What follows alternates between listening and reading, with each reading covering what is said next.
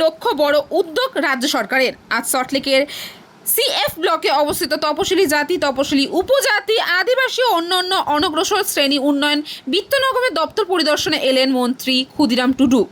দপ্তরের আধিকারিকদের সঙ্গে গুরুত্বপূর্ণ বৈঠকে তিনি আগামী দিনে বাংলার প্রান্তিক ও পিছিয়ে পড়া মানুষের উন্নয়নে একাধিক কার্যকরী পদক্ষেপ নিয়ে আলোচনা করেন। বিশেষভাবে তপশিলি জাতি, তপশিলি উপজাতি, ওবিসি ও আদিবাসী সম্প্রদায়ের মানুষের আর্থিক সচ্ছলতা বাড়াতে সহজ শর্তে ঋণ প্রদান, ক্ষুদ্র ব্যবসা সহায়তা এবং আত্মনির্ভরশীল প্রকল্প গড়ে তোলার ওপর জোর দেওয়া হয়।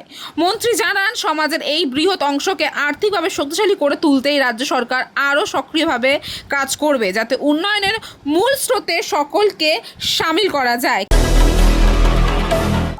সরকারের দ্বারা যে প্রান্তিক মানুষদের অর্থাৎ এসসি, এসটি, ওবিসি যারা এই সুযোগ সুবিধা পায় বা সেই সুযোগ সুবিধা পেয়ে তারা নিজেদের পায়ে দাঁড়াতে পারবে, অর্থনৈতিকভাবে স্বাবলম্বী হবে, এটাই এই সরকারের চিন্তা ভাবনা।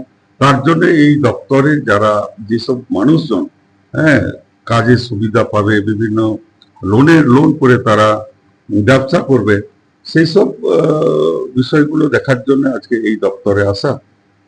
দেখি অফিসারদের সাথে কথা বলে কতটা কি এগোনো যাবে তারই এই পদক্ষেপ।